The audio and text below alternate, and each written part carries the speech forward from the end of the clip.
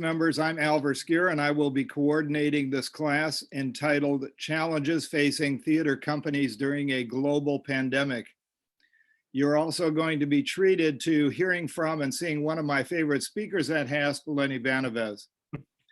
Lenny holds an MFA from Professional Theater program at Ohio University and a BA in Theater Arts from the University of Wisconsin, Parkside.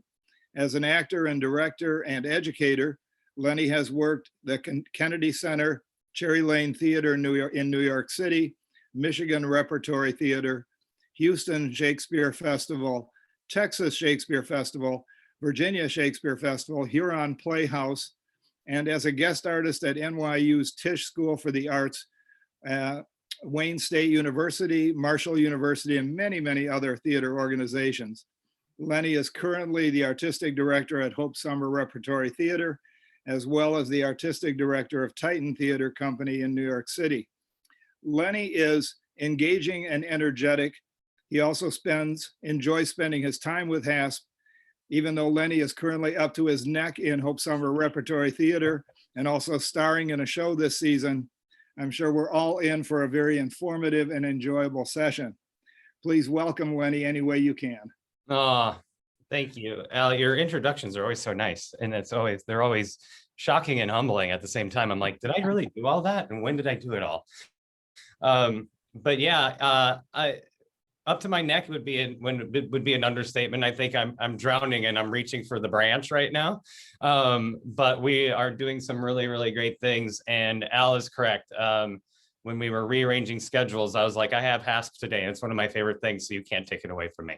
So I really, really wish we were over in the building and we were able to talk and hang out. But because of protocols and things like that, the union is well beyond the CDC, or well behind the CDC. So being in person just isn't possible right now as we try to keep everybody safe. And, you know, even though it may seem like a little too much, I'd rather go a little too much right now and make sure we get through this clean and go into the 50th with a whole lot of confidence and momentum, rather than have something happen and watch a show go down or something like that. So thank you for joining us virtually. And next year we'll be able to, you know, high five in the room. I can't wait. And be inside where we don't have to watch the weather like this nonstop. We wait to see what's going on this evening, if we can even do a play tonight. But yeah, so Al said a lot about me in a way more gracious way than I would ever talk about myself. But this is my 4th year and 3rd season. It's a unique way to talk about that with HSRT. It's been a fantastic ride, even though this last year has been a roller coaster. With the company in New York closing, with having to cancel last year's season, and all the emotions that come with that as you tell 120 artists a month before they're about to show up that they're not coming anymore. And then living in New York, which was, you know, in the zip code that was the worst in the world for a while. So there's a whole lot going on, and there's a whole lot of emotions even coming back and looking at people, and we're calling it the re-entry.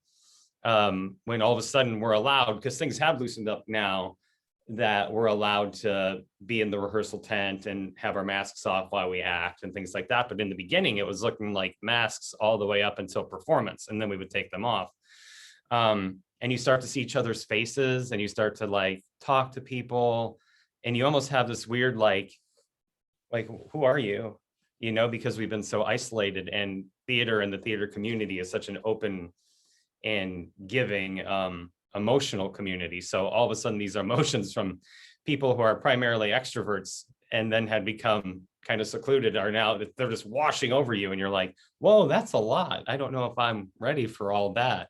But it's been a beautiful thing. If you haven't walked through the Pine Grove yet or seen a show yet, really do. It is quite a sight to see, to think about a company that's been inside for 49 years or 48, and now to do 1 year outside. There's outdoor companies all across the country that are very successful with massive budgets, but they're prepped for that. Lights are covered in structures. Ours are all exposed. Yesterday, they had to take a set down in less than 30 minutes because someone sneezed in Kalamazoo and set the weather up here. And then there they are within 30 minutes trying to get a set down before all our lights are ruined. Because when you're only doing outdoor theater for 1 year, it's all temporary. Everything is temporary. But it's really beautiful. It's very impressive. I would have never imagined. It's extremely professional, which was my kind of goal, is like every obstacle is an opportunity to be creative. And this was our opportunity to present outdoor theater for 1 year. And we'll always be able to look back, even next year when we're celebrating the 50th, knock on wood. And we're back in all our beautiful indoor spaces and everyone's, gathered and talking in the lobby and all these great things. We'll always be able to say, remember that 1 year when theater came back and we were all outside sitting in lawn chairs and we still did it.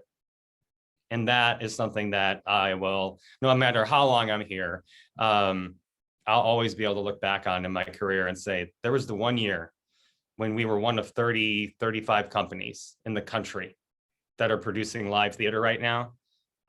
We were able to be one of them and we did it. And we'll be able to look back with a lot of pride. It's not perfect, it's sunny sometimes, it's warm sometimes, but all the essentials are there. The sound's better than it's ever been, which has always been a problem. Everybody's like, the sound's so good. And our biggest kind of inside joke is, what if they really like the outside and they want to keep it outside? And I'm like, no, we're not doing that. There's no way we're going to keep this outside. We have way too many cool theater spaces. So that's kind of where we're at right now. And I'm sure the journey there was long, and I have a rehearsal a little bit before 11. So we're going to try and get it all in. And we talked about the format today is I'll talk about the season a little bit so you get some more information. And then we can talk about the journey to get there. You can ask me tons of questions. I think today can just be like a town hall. Like, you treat me like a politician and I'll tell you all the things we've got, but in a nice way, please. And ask me all the questions you want to know and how we got here, what the options were. And I'll be completely transparent with you. And at the end, I'll be completely transparent with you about, what it means to keep live theater alive right now, because every theater company across the country, not even just HSRT, is struggling, especially as the ones that are still closed.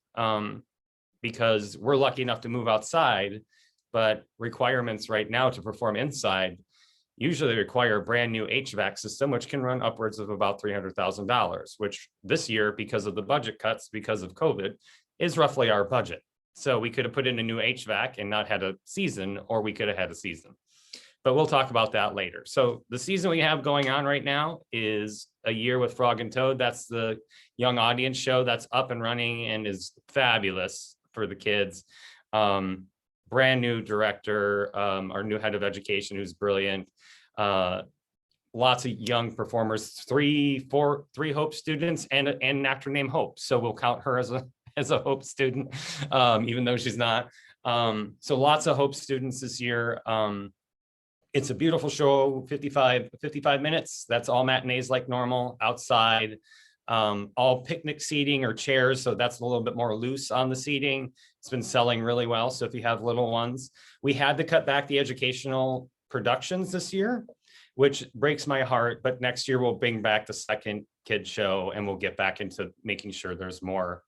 I don't want to say family friendly because there's not a lot of stuff on the season this year, except for one play that isn't truly family friendly. But I know that's always a thing and a question, and it's always a high priority. The education program we have has skyrocketed. So there is performance opportunities in that. So there's summer camps and then Frog and Toad.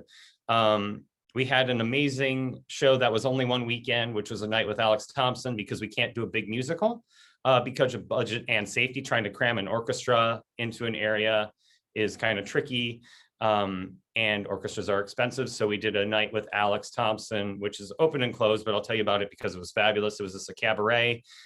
We got some singing in and he chatted up the crowd. It was very much like a lounge act. It was really, really great. But that's going to come back next year. Every year, Alex blesses us with his presence. He's far too talented. not to bring back. And when he becomes famous and says no, we'll find someone else, but that job is his. So we'll have that on the 50th. We just opened Every Brilliant Thing. That is a one-man show starring me. So don't let that scare you. My acting ability you might not like it, but it's a really great show. And we were just talking beforehand, where we have a sold out show tonight and we're supposed to have rain tonight. And we've had 4 scheduled and I've been able to do 1. So that's one of the challenges. We keep rescheduling and filtering them in later in the year, but then that piles up and it starts to weigh on the tech crew, because every day, just like when we're inside, you have to take the set down and then put it back up. You take it down at night for the weather, and then you put it up in the morning. And so right now, Mountaintop is up. They're putting it up right now, and then they're going to wait for the rain to pass, and then they're going to do a rehearsal, and then they're going to take that down, and we're going to stare at the weather until I have to walk on stage. I didn't know I was going on stage the other night until about 35 minutes before the show started, which it was the first time I had done it in front of a live audience. The show is, no pun intended, it is a brilliant show. It is audience interactive. Don't let that scare you. It's actually a lot of fun, and it talks about mental health, which is a unique thing coming out of a pandemic. But it talks about it in a really funny way. And it's not making fun of it, but it is a lighthearted way to talk about depression and suicide, which is not funny at all, but it is the life story of this gentleman. And it's, you laugh a lot more than you thought you would. You cry only a little bit, but enough to know that this is a thing. And it is, like I said, audience interactive and lots of fun and a joy to do. And we were talking beforehand, it didn't hit me, and we got the Friday night performance in, and it was a glorious audience, had about 150 people there, which was really great for an opening of a 1-person show. And it took about 24 hours. Like, I called my wife and I talked to her that night and talked about, she's like, oh, it's great that it went so well. And then the next day we watched and we had to cancel it. And I was talking to her again on the phone, and I had to tell her, I was like, it didn't settle until now that I got to talk in front of people live for the first time since here at HSRT, Shakespeare in Love. When I bowed for Shakespeare in Love was the last time I did a show in front of an audience. I had directed some, but just the feeling of seeing faces in an audience and talking to them, it'll be something I never forget. And when we had to cancel that show, and Al, I didn't tell you the story, we were sitting, our front of house manager, he's a lovely man. His name's Eloy, and you'll meet him when you come see the show. He's this amazing man from Spain, who just graduated from Michigan State. He's amazing at his job. So he's very personable, and you'll love him when you come, and he handles all the front of house. And I knew he was going to have to sit there by himself, because when we cancel things, we have somebody there just in case someone shows up, and we're like, oh, I know it's sunny, but there's a tornado watch, and that's not responsible to have people sitting out in a field during a tornado watch. But he's sitting there and we were talking about other things. And I told him, like, I'm really sad today that I don't get to do the show, especially after how amazing last night was. And he goes, let me say something. He goes, at least we have a show going on that we're sad about that had to be canceled. And it kind of put everything in perspective. Like I said, we have a sold out show tonight, and if it gets canceled, at least we were sad about a show that exists. And that is something we haven't been able to do in New York. And we still don't know when we're going to do it in New York, because we are an indoor theater there. Lucky enough that my managing director there is a genius, and we're okay, and we'll be able to stay open. But here, times are tougher here. And really, like, every show that closes, I just go, oh, here we go. As we try to move people into different shows and things like that. But he was right. We're doing something. And I look around at the group of people we assembled this year and the journey it took to get here, and their ability to pivot and be malleable and go, okay, we got to take it down really quick before it rains. And we got to put it back up really quick, even though the audience is here. And we have to be safe, and we have to be responsible, and we have to test every week. And by the way, you can only hang out with a certain group of people. And by the way, make sure, even though we don't have to wear masks in public, we do, because we have to be really careful, because the actors take their masks off and are intimate on stage. Intimate meaning they're close. So we have to take the extra precautions to cover the union requirements. And it's still taxing because all of us want to take our masks off too. But thankfully, the audience gets to. We got the union to lighten up on that, and we get to. I can't imagine doing a play without being able to see people laughing and just hearing them muffled laughing behind masks. So seeing smiling faces and looking at the stage, I can honestly say, without it being hyperbole, that we have achieved the impossible. And for Hope Summer Rep to be performing this summer, we're not the biggest theater company in the country, but we may be the scrappiest, and I'm very, very proud of them. And you don't hear the word no here a lot. They may go, how about? And that's a real positive work environment. So that's kind of where we're at right now. So Every Brilliant Thing, that was a tangent. The Mountaintop is in tech right now. It is an amazing show. It is for adults only. It has language and it has adult content, but it is a reimagination of the night before Martin Luther King was assassinated, and an interaction he has in a hotel room with a woman. But it is an extremely powerful story. It's fictitious, but it is absolutely brilliant. We have Brandon Wright, who before COVID was on the national tour of The Color Purple, and he was also the Tin Man in The Wiz, if you remember back a few years. So everybody loves Brandon. He's playing Dr. King. And then Sequoia Gwynn, who works with my company in New York, but is also an amazing New York actress, is playing Kamei. It's a 2-person show. It's 90 minutes long. It's heavy, but it is very powerful. And I highly encourage you to come and see it. That is not one for the young folk. Okay, just making sure that's clear, but it is a play that needs to be done. And I feel strongly about, and boy, are they good. And then we have The Importance of Being Earnest, which is maybe the single greatest comedy of all time. And I always promised when I first got hired that I would not be the artistic director that didn't hire Chip DeFord. So Chip DeFord is back, and he's playing Lady Bracknell. So yes, Lady Bracknell, Chip DeFord. If that isn't worth price of admission, I don't know what is. So make sure you don't miss that. We had our first rehearsal yesterday, and it is an extremely talented company. Lots of familiar faces in that one as well. And then maybe one of the most ambitious projects we've ever had, which I'm also very proud of, and I have to give a lot of credit to our associate managing director, Reagan Chestnut, who is just, when you're in a room with Reagan Chestnut, you can guarantee you are not the smartest person in the room, because she is. We're doing Children of a Lesser God, which is a play that came out in the 80s about a deaf school and the kind of colliding of deaf culture and hearing culture. And we've been sponsored by the NEA, the National Endowment of the Arts, which is no small feat. And all the actors and the director who are portrayed in the show, so all the actors in the show and the director of the show are all deaf. So we will have 3 deaf performers, and everything will be signed in ASL, and our director is deaf. And we will have live interpreters. We will have open captioning. It is an amazing show. It is the conflict between the school and the students, and then a lovely love story that's kind of wrapped up in it.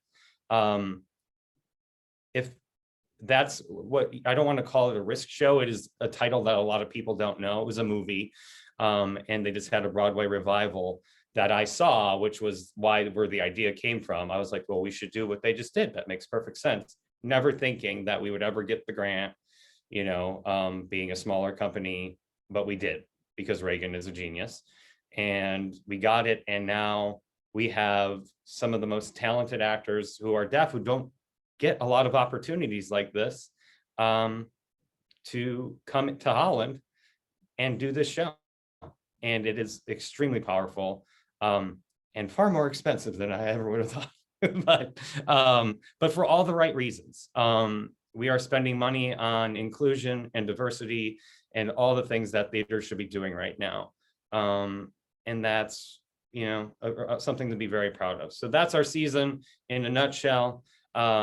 it's a season that doesn't look like our normal seasons, but with the way we had, we're not running in rep. We open and close. The only two shows that run all summer are my show because it's one person, and the kids show because I want to make sure we provide programming for young people all summer long. But the other ones open and close because we want to keep our footprint small. The smaller the company is, the less risk there is in terms of any kind of, even as we see COVID continue to go down, any kind of risks at all. So we have them come into a show and we send them home safely. And next year we'll go back to the rotating rep for season 50, the big gigantic season 50. So I think we can start throwing some questions at me, but that is the kind of synopsis of everything of what we have going on. So I know we have people monitoring the chat. If you want to raise your hand, if you're on video, I can, do that as well. But the chat's probably the best because we can all see it. And you can ask me questions about my personal life. You can ask me questions about the season. You can ask me questions about how you can donate money, because if you don't, I'll talk about it at the end. And we can talk about how we got here and all the options and why we're doing it outside and all that stuff. So, Lenny, you do have a question in the chat. okay. Can you So I'm not describe seeing the full chat. So let me look at this. Oh, that's okay. I was going to read it to you, which Great, is even better, because then mean, I don't have to be distracted. yeah, because I don't want you to have to be distracted. And I didn't mention at the beginning that Lenny is so kind to say that if you want to unmute yourself and ask a question, you can. But if you put it in the chat, I'll be monitoring it, and so will Al. But Al's asked for you to describe the process of finding the cast and director of Children of a Lesser God. Oh, yeah, that was hard. And it's the process, thankfully. I mean, if there's always silver linings to everything. And we were lucky enough to have the exact same cast, with the exception of 2 from last year come back. So as soon as last year was canceled, because they were all so talented, I made an offer, which is called first right of refusal, meaning I'm going to call you next season. This is still your role, and you have to turn it down before I go find someone else. So the national search for that, while it's a blessing and also very sad, the deaf community of artists is very small. So once I met one person in that community, the word spread really quick. Now, there weren't a lot of options. Try for, either they're on the West Coast or they're in New York and they couldn't make it, or it's not enough money, or I don't know if I can spend that much, because last year was a lot longer time. How much time I can spend in Western Michigan because I have TV gigs and things like that. It's always hard, but opportunity is so limited for the hard of hearing and deaf artists in this country that we were able to get Natasha Afili in the lead role. She's on Netflix all the time. She's a TV star. We have Amy Chow coming in from Seattle. She's an amazing actress from Seattle. And we have Lane Breinhurst, who is a young actor from Carthage College in Kenosha, Wisconsin, which is my hometown. And we have Michelle Marie Schaefer, who is the director, who had auditioned for the show last year, but I had already cast Natasha. And so I was like, thank you, but let's stay in touch. And our director, Richard Cortez from Chicago, his mother became ill and wasn't able to be here this summer. He's taking care of her. She's okay, thankfully. But Mary stepped in. And what was really great about it is Richard had directed some and had experience in that. Mary's never directed before. So, and not because she's not a great director, there's just not opportunity. And we're providing an opportunity for a very, very talented artist to direct when she never would have. Because a lot of, when you look at that item line, it turns a lot of theater companies away. But we made that an item line and decided that we should, because it's the right thing to do, to spend money on it, to make sure there's an interpreter with them at all times while they're at work, so they're never uncomfortable. And making sure that, yeah, bringing someone in from Seattle is not cheap, but let's do it because we should, not because we can't. And sometimes as an artistic director and Reagan as an associate managing director, we go, well, here's a leap of faith. It was a leap of faith coming here.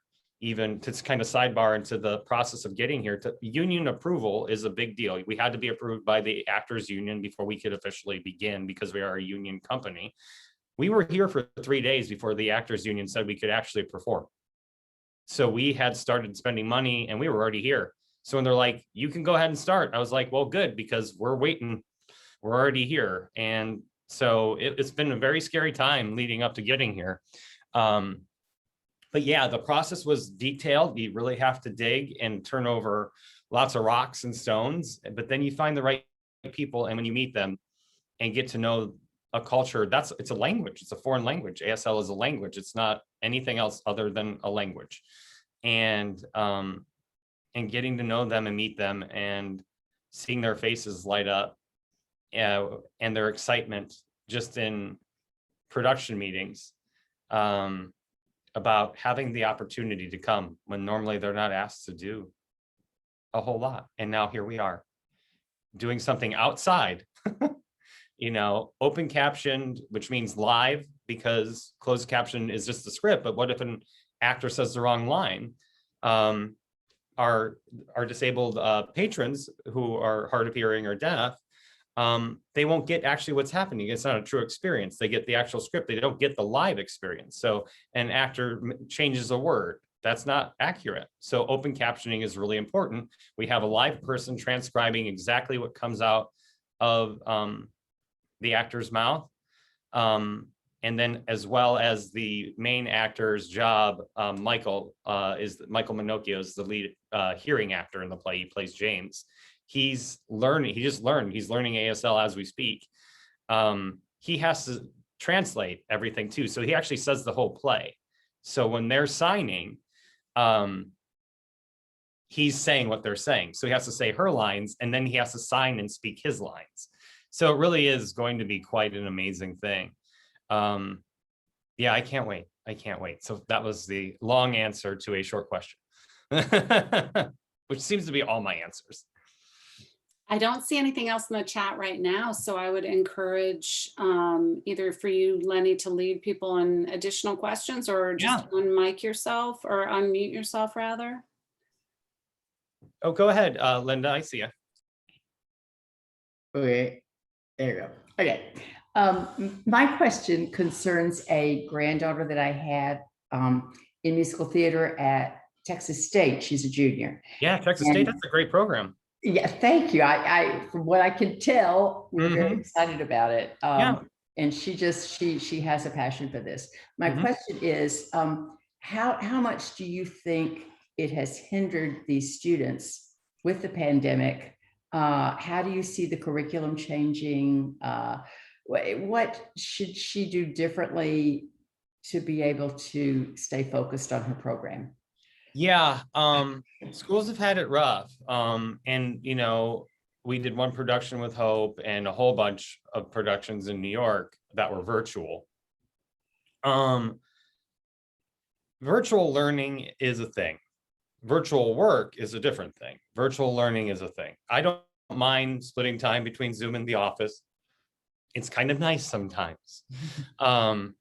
But when, and in particular, because so that we can stay focused, when it comes to acting, it's this, you really want to be in the room, and it is a very hard time. I have lots of students in New York. We have a program that is built for high schoolers to go to college. And a lot of them took a year off and just said, I'm going to take a year off while this is passing. It looks like everything's going to be, knock on wood, in person, but the best thing I would say, even over the summer, if she's not working, which a lot of people aren't, that's not a knock. No, it's just, there's just not enough jobs. There's not enough jobs when things are good. Yeah. So when things are bad, it's even worse. I mean, when things are wide open, pre-pandemic, the actor employment rate is roughly around 17%. Wow. That's how competitive it is. You have the only job that's harder to get is maybe the shortstop for New York Yankees, like how do you get that, so it's already a difficult business to get into. But I would say that any training, anything, even if it's Zoom, is better than nothing. Okay. Something is better than nothing. Good. because performing and acting is a muscle. And if you don't work out, it's going to go away. Even if you're staring at the wall and hearing somebody talk through Zoom and it's delayed and it's this and it's all those problems. And now as things are opening up a little bit, like she's at Texas State, which means I'm sure she can dance a little bit, Yes. and probably more than a little bit. You know, going and getting a studio and choreographing something herself. Like for me, it was, I learned how to make movies. Good. So, and direct movies. So now I'm looking at, you know, how do I get a TV gig? Because that pays more than I make in a year in 1 week, you know? It's broadening, diversifying your performance portfolio. Okay. Don't put all your stocks in one thing, you know? Yep. Yep. So, Yeah. and always be working and training and going to the gym. And when everything, that means when everything truly opens back up, she'll be ready. That, because a lot of people are waiting to go back to the gym until everything's open. No, go now, because when it opens, you can get to the front of the line. Yes. And if that makes sense, does that help? It helps a lot. And, Yeah. and you're just really saying what I think she's doing. Mhm. She just can't let it go. Don't And let so it go. I've it's- seen so many people, and I understand why, the kind of eye-opening thing of going, oh, I've been working at Amazon and I have benefits and I'm making 3 times more than what I'd be making, but that's a day job. And I mean, if I was interested in making money, you wouldn't be talking to me right now. I won't tell you what I make, but it would make you very depressed. But that's okay, because, you know, sometimes happiness has monetary value in here. yeah. And do I believe artists need to be paid more? Absolutely. I mean, that's my number one goal. The policy here is everything we raise, 70 goes to humans and 30 goes to stuff, Mm. because they deserve to be, you know, I don't know if it'll ever get to the point where a theater company can pay interns minimum wage, but I would really like to see that. And that comes down to, you know, someday maybe the donors will just come out of the blue and say, you know what, everybody should be making this, and here you go. But until that happens, we make it work. But yeah, just always be working, always be working. Well, no, thank you. And that's what Absolutely. she's doing, and she won't give up. So Yeah, don't. good. And the good thing is, I say this to every when I recruit or when I teach at any college, I go, if there is something else you want to do, and I say it with all due respect, do it. Because a doctor or a lawyer who still loves theater, guess what? We don't just need actors. We need board members. We need season ticket buyers. We need, you know, donors. Like whenever anybody's like, well, I'm going to be a doctor, I go, good. Just don't forget about us and get your season tickets and, you know, join the guild. You know, I am always an advocate of do what you love. And if you really, really like something else, don't forget about it. Do community theater, be a doctor. Donate to theater, be a doctor, dentist, lawyer, I don't, Amazon driver. I mean, that's fine. Like, just don't forget about the theater, because we need it. We need it right now, you know? And I think even the audience members, looking at the will call tickets, normally like, well, 10 people didn't come because it was really nice in the lake. We have had, everyone has shown up to every show. We have had 0 will call tickets left over. And they show up with their lawn chairs, or we give them one, and they're just like, I can't wait. I can't wait. And it's been so great to see that. And then of course, every time I get a chance to talk to anybody, it's just tell everybody, you know, that we're back, you know, and it's really a great thing. So there you are. Keep That's working. awesome. Thank you. Perfect. And tell her congratulations. I love Texas State. It's a Oh, great, thank you. I will. and tell her to audition. I will. We'll get her up here. She will. I'm trying. Anything else? Lenny, 2 or 3 questions. Yay, I love questions. One of them is, can you talk a little bit more about the discussions with the union as you were trying to get started? What kind Yeah, of protocols did they want to enforce? What, did you have any negotiability, you know, that kind of thing? yeah. So the union right away kind of just locked everything down, which I understand completely. The union was the biggest hurdle. So it was all the people we had to answer to. It was, making sure the college was okay with it, and then making sure the union. Now the union's tough because unions are made to protect workers. And going from what the original COVID protocol was just to what we're at now, you'd have to wake up every day and hit refresh, going, what's new now? In the very beginning, when we ventured on this journey, the main requirements, you had two options. If you were indoor, you had to have a certain level of airflow and HVAC, audiences masked, social distanced. We knew right away indoor wasn't going to happen. It was not fiscally responsible. We would not be able to sell enough tickets. To do that, HVAC systems were the equivalent of those that are in hospitals. And it was unrealistic, but also understandable, as we didn't know what it would be like to be indoors. As we know, indoors is where you have the strongest chance of getting it. And the vaccines hadn't rolled out yet, and it was just a whole bunch of stuff. And we still wanted to do it. And then outdoor became an option, and we're like, okay, are we going to become an outdoor theater? So we started pricing that out. The first choice was a tent, obviously, so the weather wouldn't be a big issue. If it rained, we would be able to do it. But to rent a tent big enough, those tent folk, they're not dumb, and they're like, there's going to be a lot of people that want tents this summer. So what used to cost $20,000 now costs $75,000, and that's obviously not in our budget. So we go, okay, no tents. And then I came to visit in.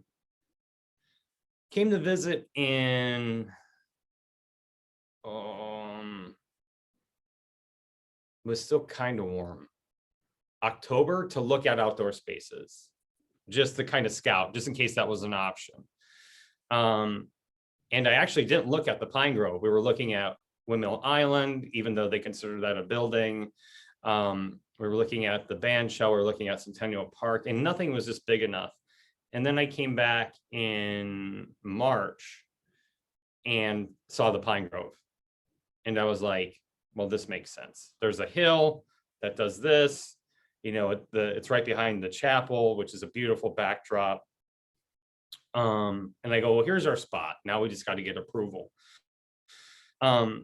So then the next big step was testing. We have to test every week. And at that point, they didn't have the at-home tests from Abbott that were only $20. You had to take everybody to the hospital.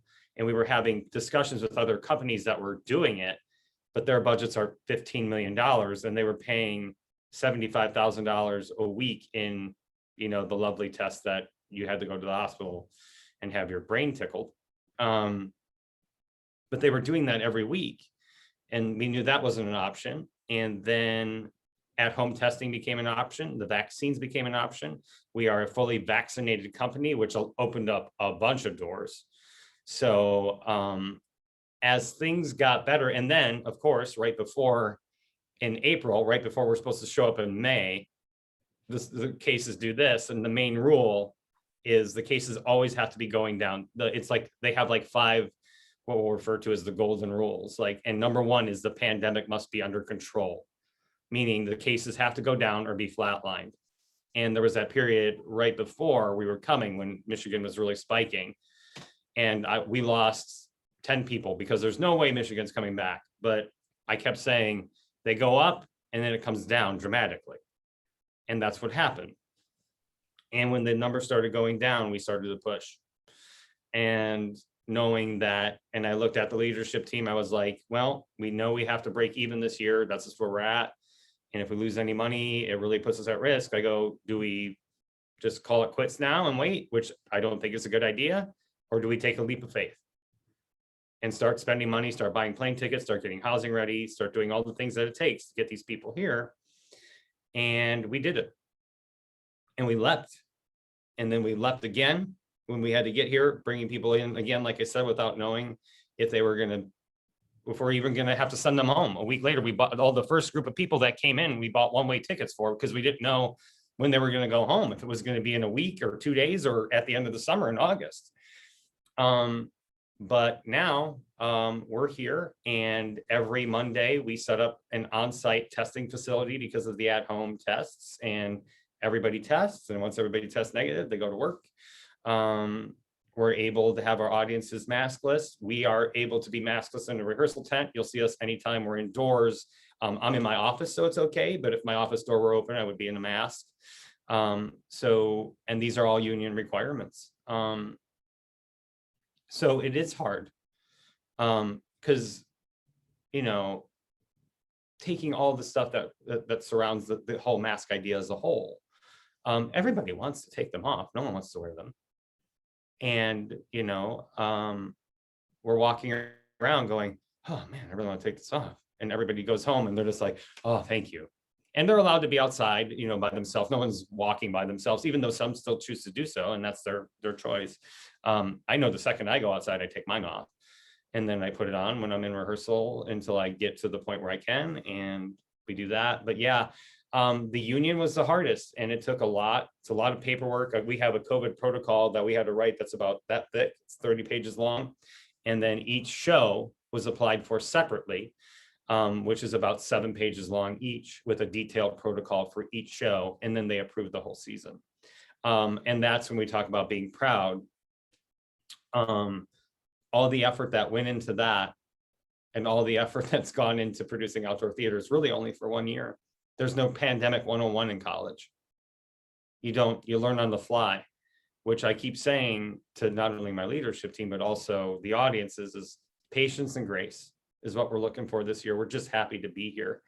I know it's not perfect. I know we're canceling shows. I know that sometimes we're going to have to hold the show while it starts to rain, and we move everybody inside and we come back out.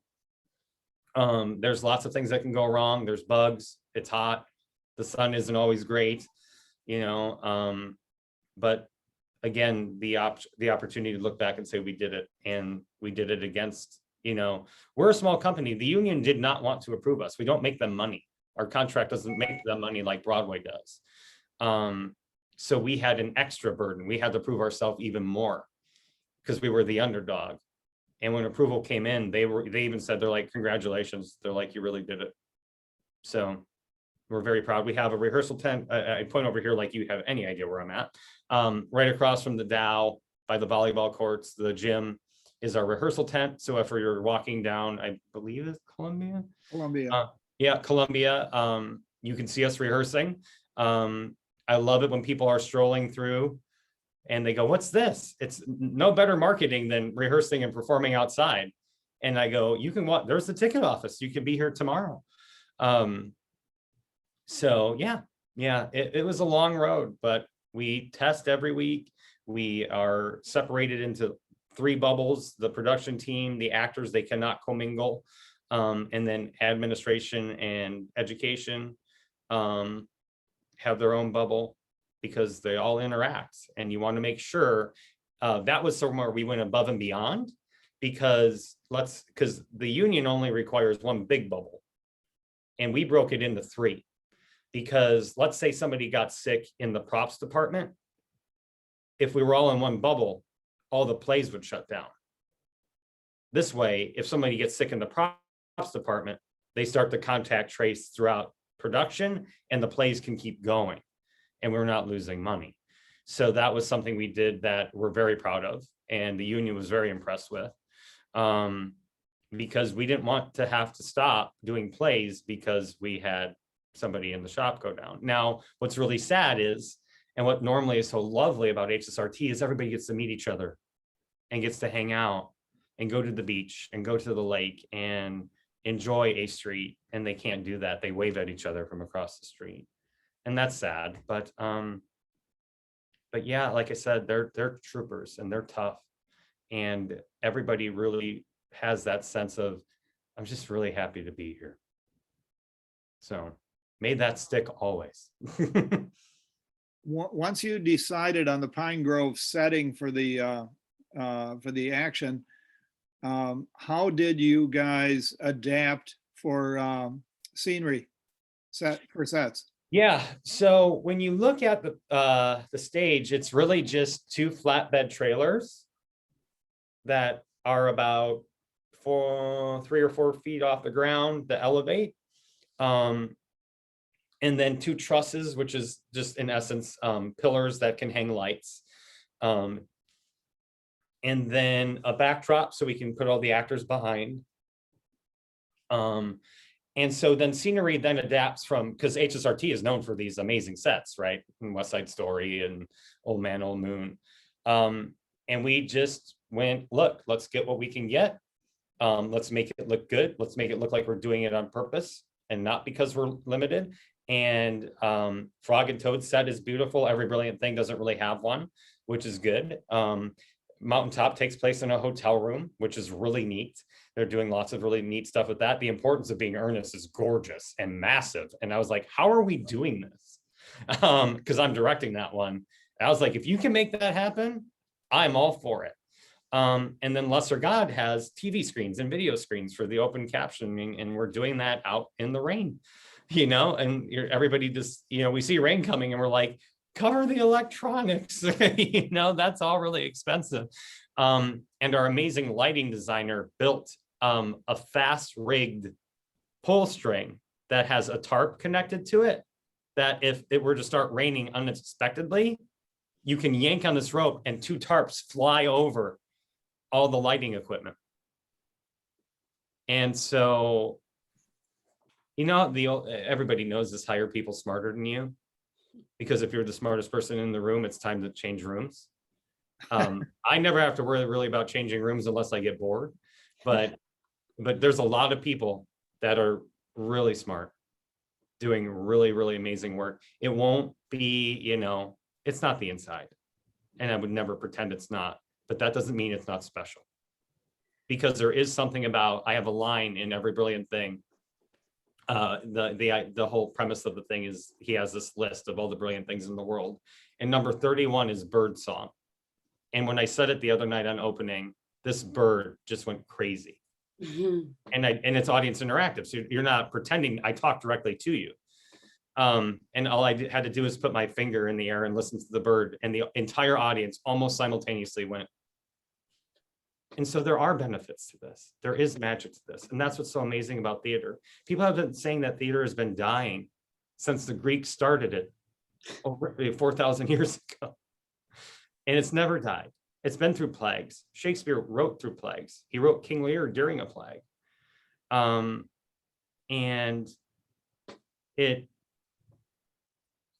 I believe it's in a renaissance now, that we've had it taken away, and now we have it back. Just like love, you don't know what you got till it's gone.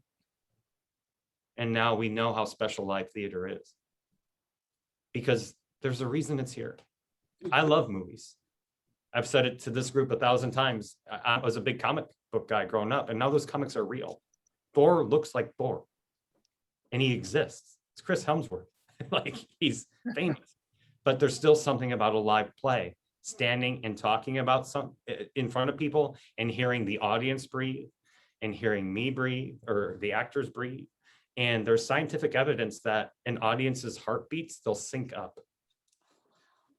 during a show. Lenny, you have a couple questions in the chat that I want to throw out. I'm going to read them both because they might intertwine with one another. Absolutely. Sarah asks, tell us what it has been like to live through the pandemic in New York City for the past 20 months. How has your life changed? How have the actors managed to survive?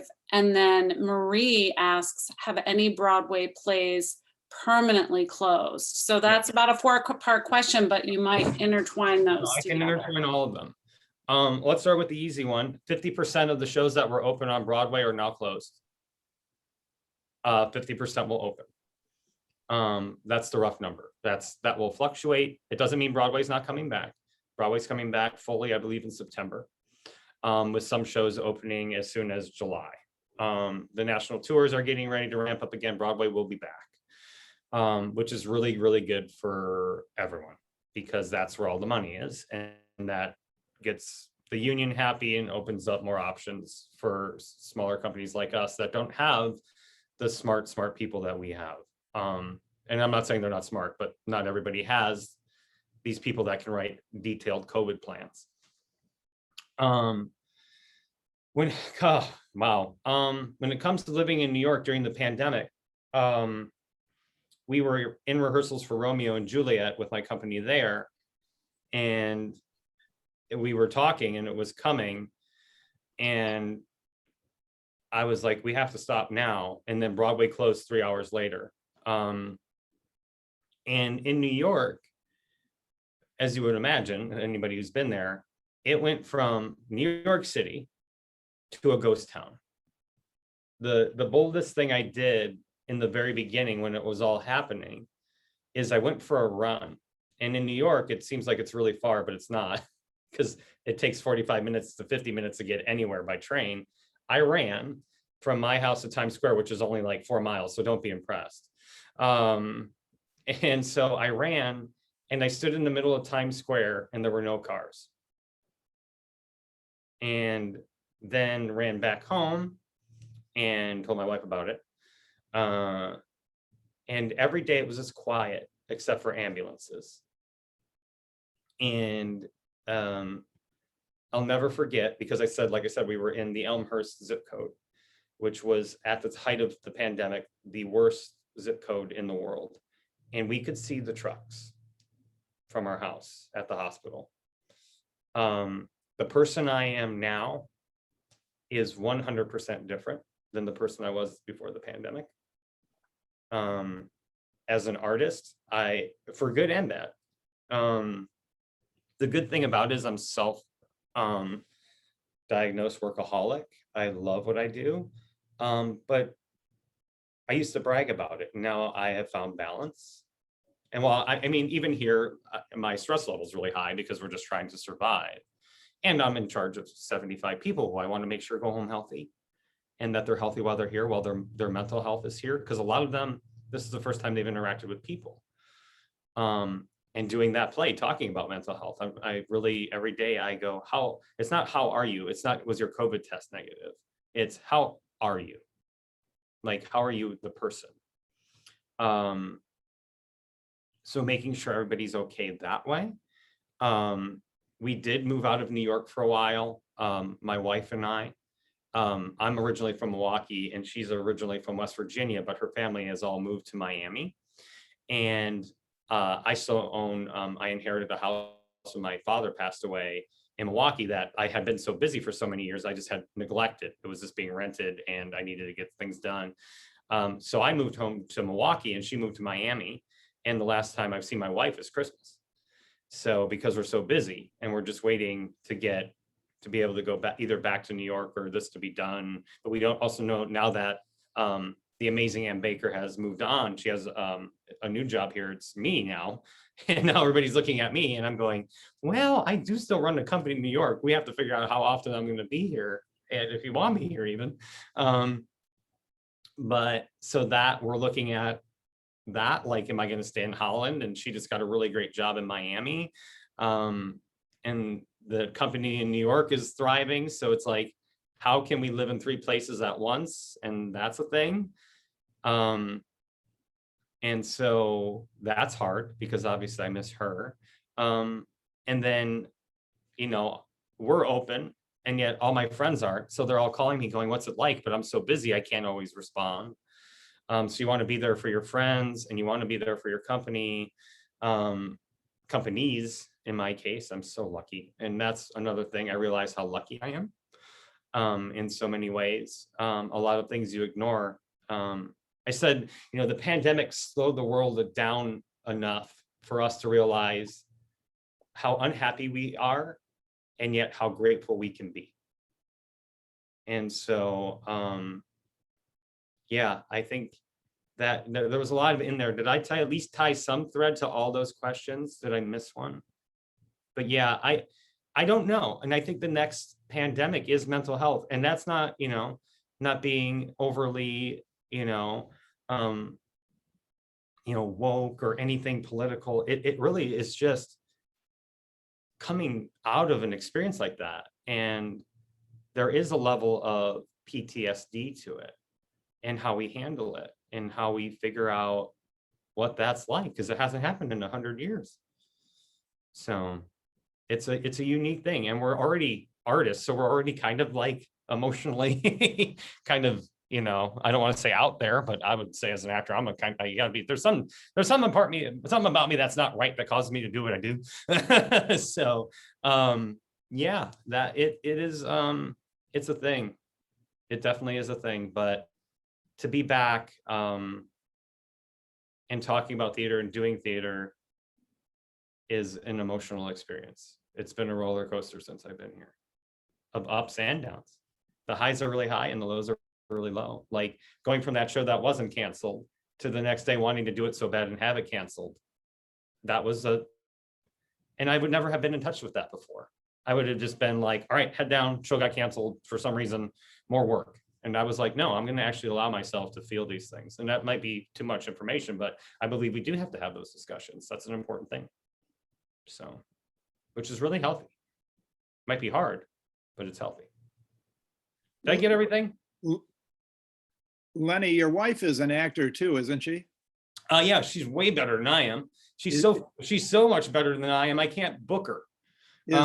I've tried for 2 years to get her here, and she's actually turned me down 2 years in a row for better offers. Now, is she getting actor work in Miami? She is getting everything. She moved down there, and because she's a New York actress, they were like, oh, I'm sorry, hello.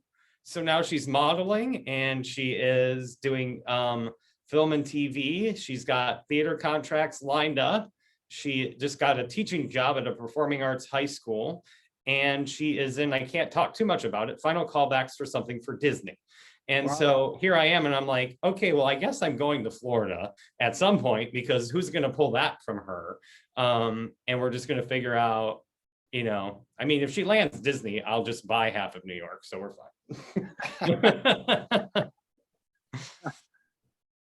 So she's the talented one and the good looking one and the smart one. And I'm just the one. I'm the other one. Talk about marrying up. When you brought up Mountaintop, Mhm. I have to say my wife and I visited the National Civil Rights Museum at the Lorraine Motel just a few weeks ago. Yeah, takes place there. Yeah. Yeah, it's extremely impactful. I Yeah. just would like to tell everybody who hasn't been to Memphis to see it. It's so much worth doing. Mhm. We anticipated going there and spending maybe an hour. We were there for 2.5 hours until they were closing and they pushed us out. Yeah. No, it is this play in particular. And it's a lot to take. There's language, it's real language. And real topics that are really hard to hear. But as artistic director, I believe now, you know, as long as we should be providing a large variety of options for our audience. And as long as we're very open and clear about what the content is, so that nobody brings their kids, you know, that was what was the issue before. And blessings on all the people that came before me, is there was never any warning.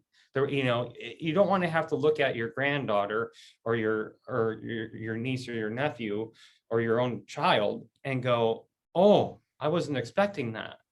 It's not that the audiences don't want it, and if they don't want to hear that, they don't have to come. But you know, you don't want to explain to little Maggie why this is happening. It is our responsibility to make sure that people know that. But we also shouldn't shy away from plays that are challenging. But then you mix it with the importance of being earnest, and you get this wide and Frog and Toad. And in a normal year, you know, a big musical like Oklahoma or Little Women or whatever. But so you can see Oklahoma one night, and then you can see Mountaintop the next. You know, even my first year, you could see Godspell one night and then Iliad the next. And that's what we should be doing. That's what theater should be doing. We should be providing challenging, and we want to smile, and we want to be challenged, and we want to do this, and we want to hear different perspectives of the world. You know, that's theater can change the world and move a conversation forward in a way that a lot of other things can't. You know, the whole idea of theater is us coming together. We sit in a space together, and then all of a sudden you're just with humans. You're not with, you know, politics. You're not with anything else. It's just a bunch of humans watching a story, and stories we can relate to. So very powerful play. And yes, Memphis, if you ever go, you really should go to the museum. He was a He's a very special man. We know that. And this puts him in a different light. But it's like I said, it's a reimagining. It is a fictitious kind of, and I'm not going to give anything away because you'll see it's more fantastical than you would imagine. It's not like a retelling of a bio. It is fictitious to however far your imagination will go, until your imagination just goes, oh, now we're in pretend lands. So, but it's very, very, very good. Two amazing actors, just amazing. If there's anybody here who has never seen The Importance of Being Earnest, do you want to give a little trailer about the show? I mean, we talked a little bit about Yeah. Chip. Yeah, Chip, there's been a long tradition of men playing Lady Bracknell, and it's actually not my favorite thing, but it was the only thing I could get Chip into this year. So if I was going to get Chip into anything, it was a dress. So that being said,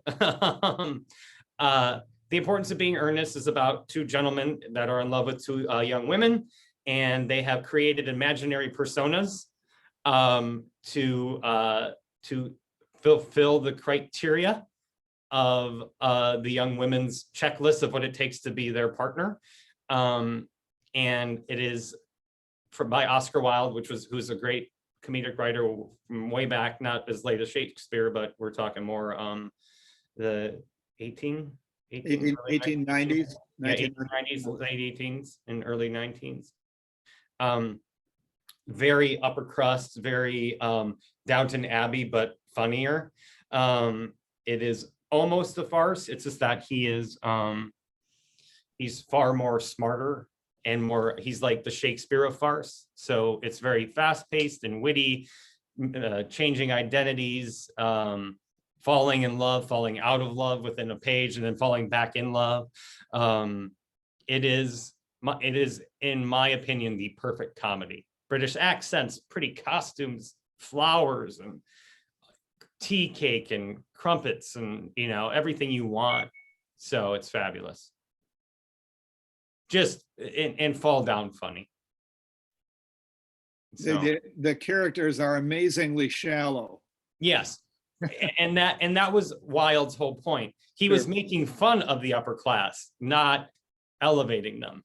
He was like, look at these people and look how they behave. So it is my favorite play ever. I've been in it 3 times and I'm now directing it. I will never say no to being in that play or directing that play.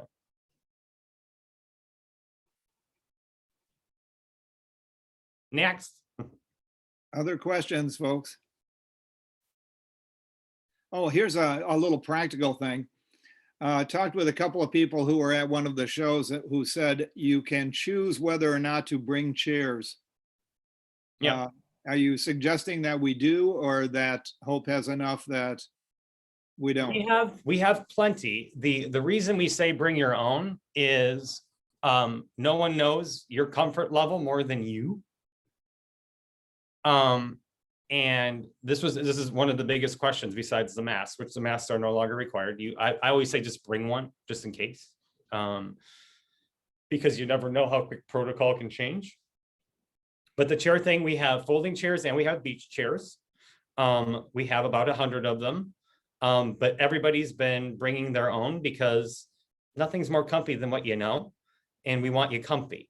And if you have a beach chair you like, I would suggest you bring it, but if you don't want to bring it and you don't want to carry it, we have chairs for you. We'll make sure that there's something for you to sit on. There's also 2 rows worth of picnic seating. The college students love that. So you'll see a lot of, I think, first dates are on, that's a really great way to get your arm around someone, is by sitting on a blanket, watching a play. But yeah, so there's that. But yeah, bring your own. If not, we'll get you one. It hasn't been an issue yet, and we don't foresee it being an issue because people seem to be pretty game about bringing their own stuff. They're really quite positive about it. Everybody's been really, really gracious and patient and understanding, because we're just learning. We learn every day, as I'm getting texts about lightning and things like that now.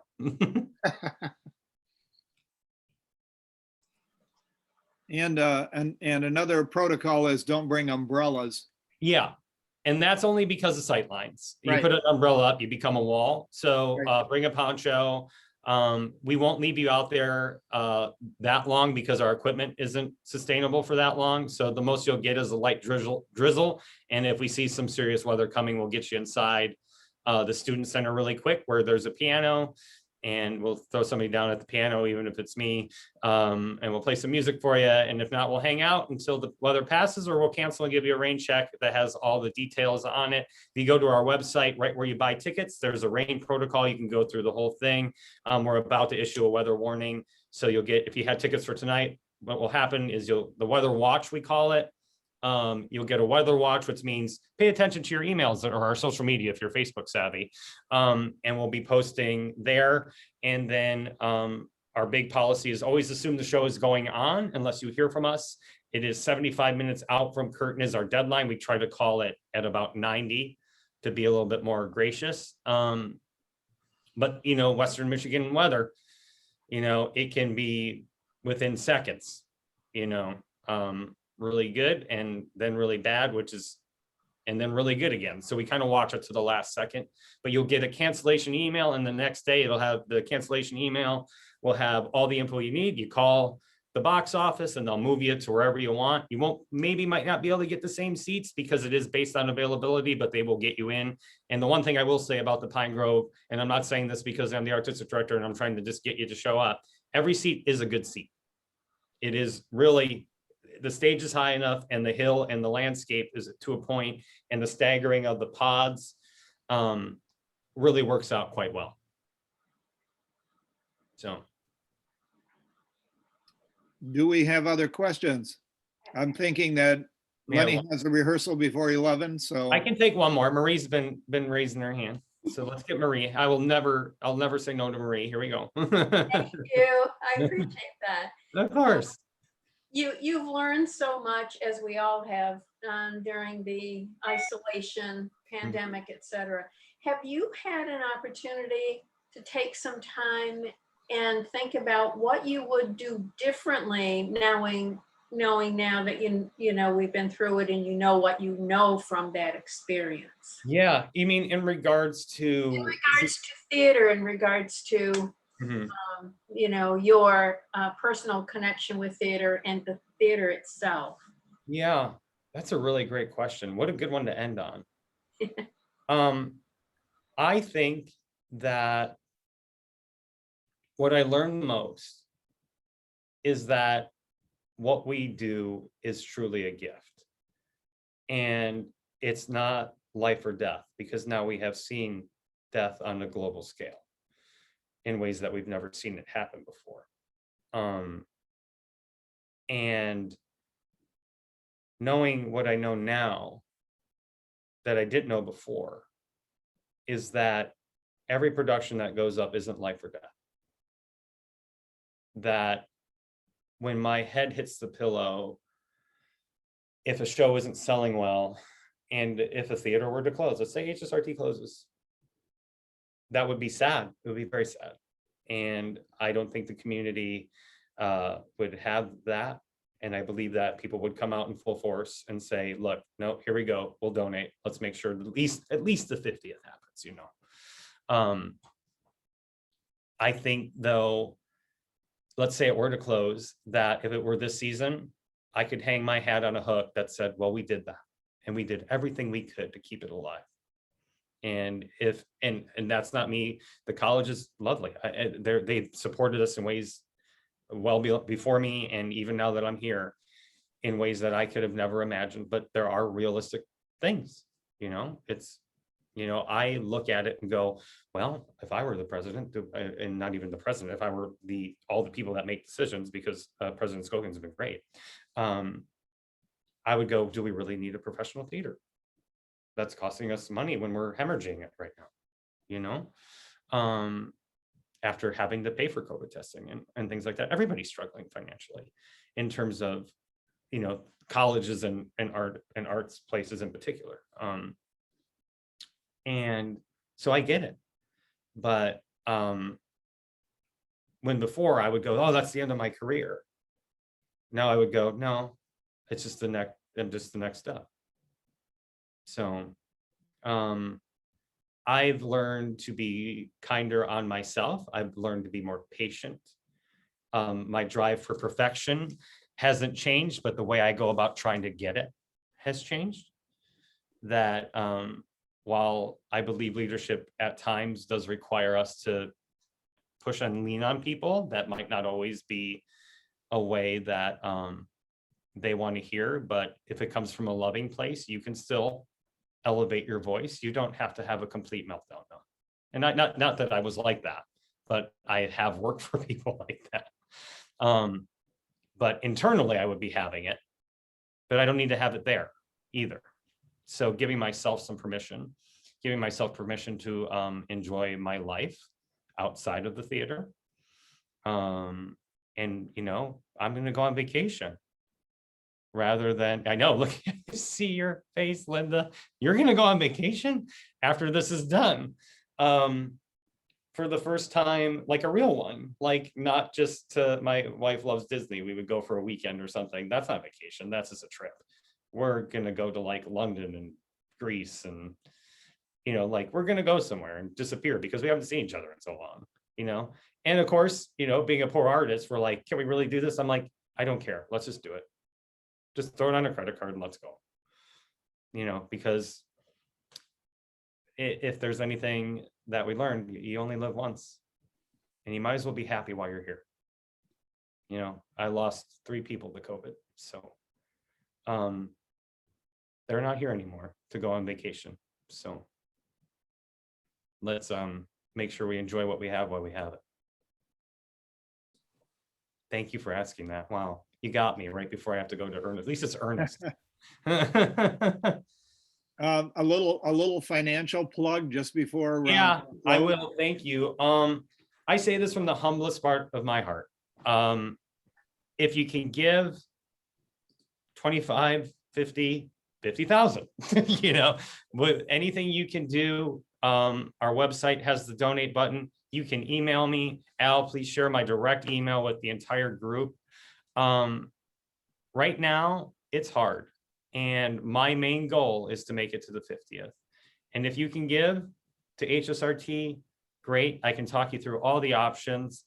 And keeping the 50th in mind too, I've been kind of telling everybody who donates to think about it almost as a 2-year contract. Not contract, but 2-year idea. Like I won't take all the money now because it might be, you know, at the end to break even, it might be like, well, I can give you this now. I had a great conversation with someone yesterday. They're like, well, what do you need? I'm like, don't ask me that question. I'm like, what do you want to do? And he was kind enough to say, I'll do this now, or I can do all this right now. I go, how about this? How about you give me a little bit of that now? And if I need it later for the safety net, well, I'll call you. And if not, think about the 50th and maybe double up on the 50th. And very gracious, things like that. I believe that fiscal responsibility in the arts is a big deal. A lot of arts companies do this. And I try to go, I'm like, I'll take it, but how about we just wait to see how this develops? But yeah, donating now is a big deal. So if you can do, I'm willing to talk on the phone about it in detail about what you can get, perks, things like that. And there'll be even more next year for the 50th as we're able to do things like more events that lead into things. Al and I had this great conversation with Ron about all these things we could do as add-ons, but we can't do that this year, but that will be coming back next year, hopefully. And if you don't, let's say you don't want to donate to HSRT, find another theater, please. You know, the arts in general, it's just not us. But if you do, if we are your theater of choice, you know, 25, 50, and let's say you get 10 friends to donate, you know, $200, that's $2,000. You know, that doesn't have to be the big asks that I do all the time. You know, I would just say, you know, my big ask is like, if you can give 10 and you find out 2 of your other friends that give 10, and that's 30, and that's like, you know, a massive part of our budget, but we can also shrink that down, you know, 5 at 500, you know, that's $2,500. I mean, that's how you do what you can personally, but it's also how do we open up the network, which then opens up the audience space, which then opens up ticket sales, which then opens up advertising because somebody runs a business. If you run a business, let me know. We have video screens that will put your ad up in, you know, that rotate through, and if you hit the criteria, I'll say your name, I'll tattoo your business on my arm, you know, I'll be a walking billboard for you. You know, if you own a restaurant, I'll eat there every day. I don't care. But yeah, I say that humbly, and I understand that times are tough for people. And but if you can, you won't get, you know, if you walk up and say, here's a check for $25, I will thank you just as honestly and as authentically as if you handed me one for $25,000. Every penny counts. So that's my humble plug. I'm not going to hammer it into the ground because you don't need to. I think it just, for me, it's just an honesty thing going, things aren't perfect right now. And no one's sharpening the axe, but it's definitely on the radar. So we have to perform well. So, and if anything, come see the shows and bring your friends. Ticket sales are our biggest way, and that's our biggest concern. So I'd rather have you, you know, bring 10 friends and get money that way, because then you're seeing the work. You're not investing in something blindly. You get something. You get the experience of live theater. But if you can go above and beyond that, I'm totally okay with that. As you would imagine. Is that good? That's good. We like, I really, even virtually and not seeing all your faces and just hearing, you know, just knowing that there's, you know, an invisible, you know, 7 more people out there. I love this. Every year that I'm here, HASP is always something I look forward to. So thank you. and Lenny, we are very appreciative of your being willing to do this. Always. HASP members are good patrons of the theater. I think a lot of them will be at the shows. Mhm. And we want to wish you and the company all the luck and good wishes throughout the remainder of the season. It would be nice when you can get done and actually rejoin your wife and have a life and all that. I can't wait. I can't wait. But You weren't so successful. we do appreciate it. Yeah, of course. Thank you all so much. And again, I'm not kidding. Personal email directly to me. Sure. Anavez@hope.edu if you want to talk about anything. I'm here. Thanks so much, Lenny. Yeah, we appreciate you so much, and Thank you. have a wonderful practice, and we'll hope that the weather holds out for you tonight. Yeah, thank you very much. Take care, everyone. Thank you. Bye, everyone. Thank Have a you. great day. Thanks, Al. You're Have a welcome. Thank wonderful you. day.